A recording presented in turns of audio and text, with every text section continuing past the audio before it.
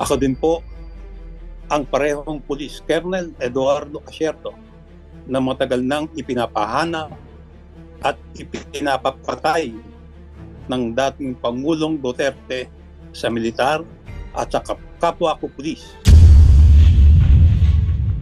Pinapapatay po ako ni Duterte dahil natalisod ko at pinaimbestigahan ko sila Michael Yang at Alan Lim na malapit nilang kaibigan ni Senator Bongo. Matagal na po akong natatakot para sa aking buhay dahil ako ay pinapapatay ni Duterte. Tapos na ang maliligayang araw ni Duterte, Bongo at Bato de la Rosa. Sina Michael Yang at Alan Lim at yung mga protektor nito na sila Albayalde, Aaron Aquino, Wilkins Villanueva, Bato de la Rosa, Bongo at Presidente Duterte. At sana panagutin na po natin si Duterte, si Bongo, si Bato de la Rosa, si Aaron Aquino, Wilkins Villanueva at Oscar Albayalde sa kanilang mga kasalanan sa bayan. Si Duterte, Bongo at Bato de la Rosa ay taksil sa taong bayan. I was informed that Colonel Eduardo Asierto, the former Deputy Director of the Philippine National Police Drug Enforcement Group, is present in Zoom and has requested this committee to allow him to make a presentation. So, COMSEC and the Secretariat, can you please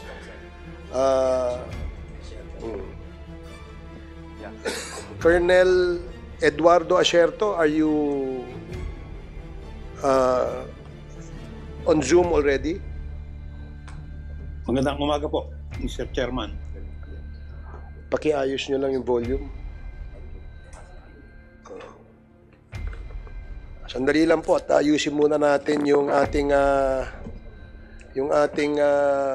internet.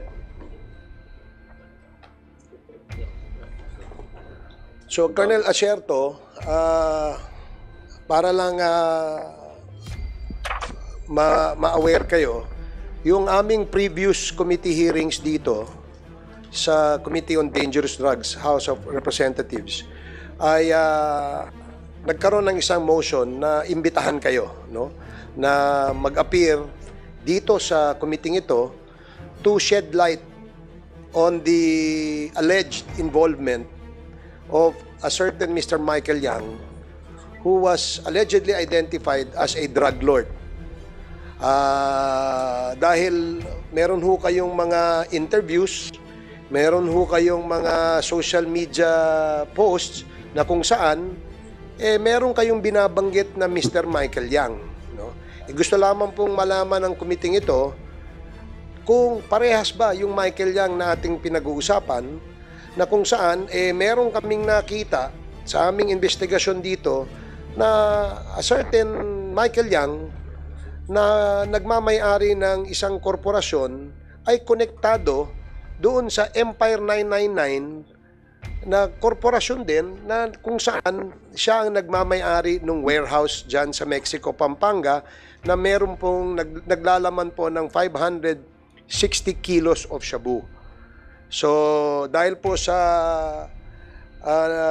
information na nakikita at naririnig namin na inyong sinasabi sa inyong mga interviews, gusto namin matanong kayo directly. So we will allow you to make your presentation and then allow us as well to propound questions after you make your presentations. Okay po ba yan?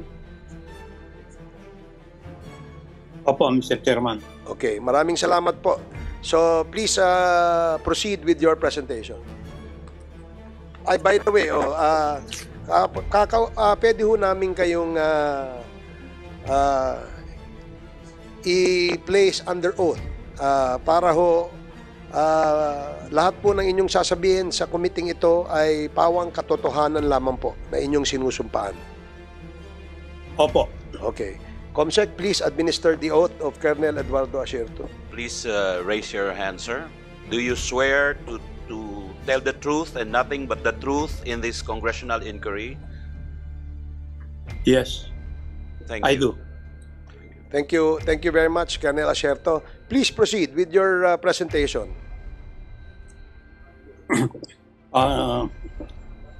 Kung pwede po sana magbigay mo na ako ng opening statement. Oh, yes, please. Salamat po. Magandang umaga po sa inyong lahat. Ako po si Police Colonel Eduardo Asierto. Ako po ay isang pulis na nanilbihan ng mahaba at tapat para tulungang masawata ang illegal na droga sa ating bansa. Matagal po akong naging anti-narcotics operative at natalaga po ako bilang Deputy Director ng PNP Anti-Illegal Drug Group at PNP Drug Enforcement Group. Ako din po ang parehong Police Colonel Eduardo Asierto na matagal nang ipinapahanap at ipinapapatay ng dating Pangulong Duterte sa militar at sa kapwa ko pulis. Pinapapatay po ako ni Duterte dahil natalisod ko at pinaimbestigahan ko sila Michael Yang at Alan Lim na malapit nilang kaibigan ni Senator Bongo. Ako po at kasamahan kong si Police Captain Lito Perote ang nakadiskubre ng mga illegal na aktibidad at gumawa ng report tungkol kay Michael Yang at Alan Lim, mga personalidad sa illegal na droga na laging nakikitang nakasama ni Pangulong Duterte at Senator Go. Yung kasamahan ko pong si Police Captain Perote ay dinukot po sa lobby ng isang hotel sa Bacolod ng 5 armadong kalalakihan na nakasuot ng bonnet at bulletproof vest. Meron din po silang mga lookout sa labas. Hindi na po makita hanggang ngayon si Perote at malamang patay na si Perote.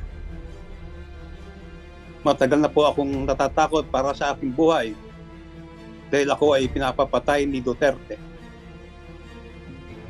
Sila po ay ma-impluwensya hanggang ngayon.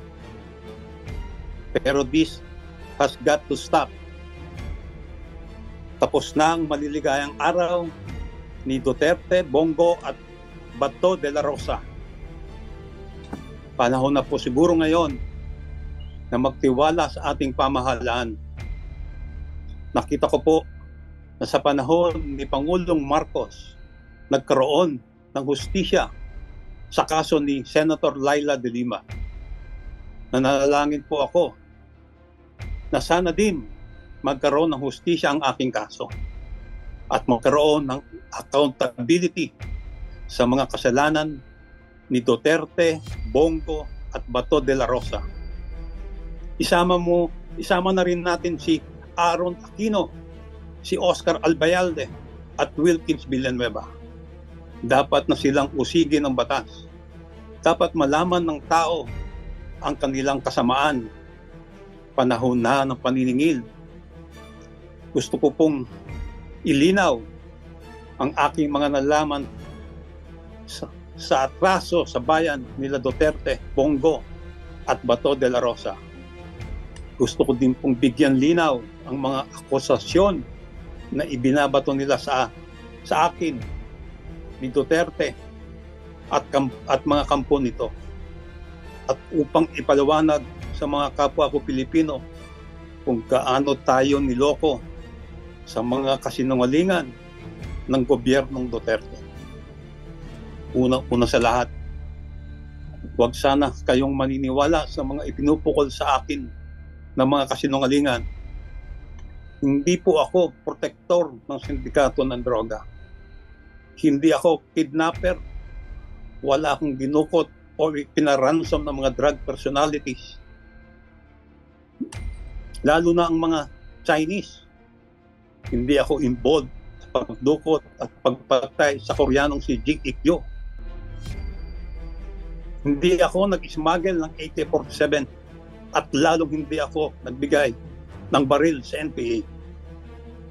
Hindi ko inagaw ang search warrant operation sa Dongboy Laboratory. Mamaya bibigyan linaw ko ang mga intelligence report ko. Ang dahilan kung bakit ako ginigipit ni Duterte. At bibigyan linaw ko din yung raid namin sa Davao noong gabi ng December 31, 2004. Hindi ko alam noon papala tayo pinagloloko ni Duterte. Ang utos pa nga ni Duterte ay sunugin ang Shabu Laboratory, pero hindi ako pumayag. Sinabi ko na ito dati. Ako ay nalulungkot kasi umabot ng ilang taon bago ko maihalad ang aking panig. Noong 2017, lumapit ako sa Senado kay Senator Gordon noon upang ilantad ang aking intelligence report. Pero imbis na ako ang pakinggan, itinago lang ang aking report at hindi isinapubliko. At ako pa ang pinalabas na protektor ng droga sa report ng Senate Blue Ribbon. Hindi siya nakinig sa akin kung ano man ang dahilan niya dahil sa pagsipsip niya sa noon kay Duterte. Si Duterte ang pinanigan niya dahil sa kanyang railroaded Senate investigation laban sa akin. Ako ay wrongly nadiin at ako ay kinasuhan. Ginawa akong drug lord kahit ako ay nagtatrabaho lamang. Sa totoo lang, kung hindi itinago ang intelligence report ko kay Michael Yang at Alan Lim, baka hindi nangyari ang korupsyon ng Parmali. Walang nanakaw na pera ng bayan. Hindi nalagay sa panganib ang buhay ng mga healthcare workers dahil sa delayed, substandard o expired na face mask at face shield. Baka hindi sana maraming namatay na Pilipino. Napakaswerte nila Michael Yang at Alan Lim. Hindi nila kailangang idepensa ang sarili nila. Kasi si Atty. Duterte, mga alipores niya, ang abogado at tagapagtanggol nila. Wala po akong planong magtago o tumakas o hindi panindigan ang aking intelligence report. 3 beses po akong umattend sa Senate Blue Ribbon hearing. Noong una, may catheter pa ako noon. Yung pangalawa, late afternoon sa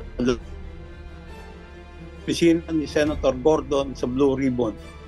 Ibinigay ko kay Senator Gordon ang report tungkol kay Michael Yang at Alan Lim. May mga stenographer doon at napakaraming abogado at staff ni Senator Gordon. So may hearing na nangyari doon. At nag-oath ako doon.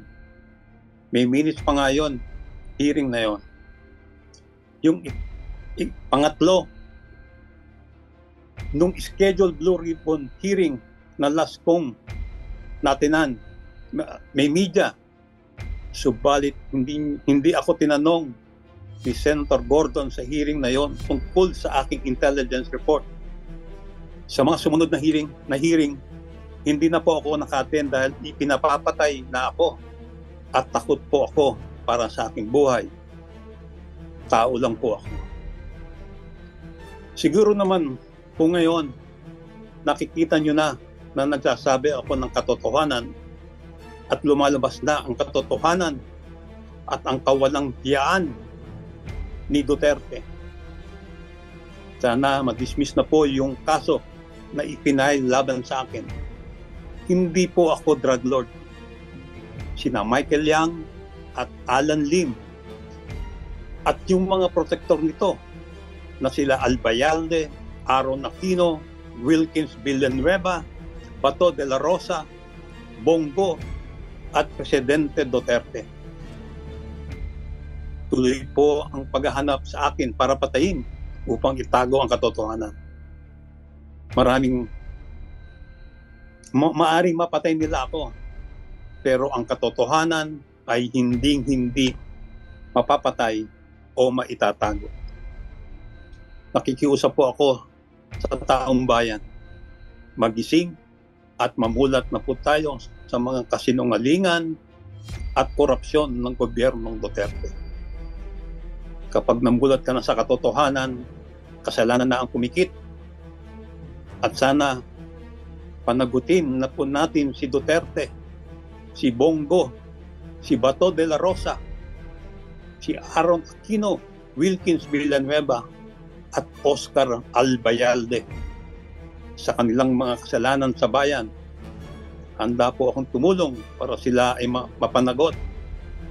Umasa po ako na sa administrasyon ni Pangulong Marcos ay magiging accountable na ang mga tunay na nagkasala sa bayan, si Duterte, Bongo at Bato de la Rosa. Ibinenta tayo ni Duterte sa China. Siya ay taksil sa Pilipino. Si Duterte, Bongo at Bato de la Rosa ay taksil sa taong bayan.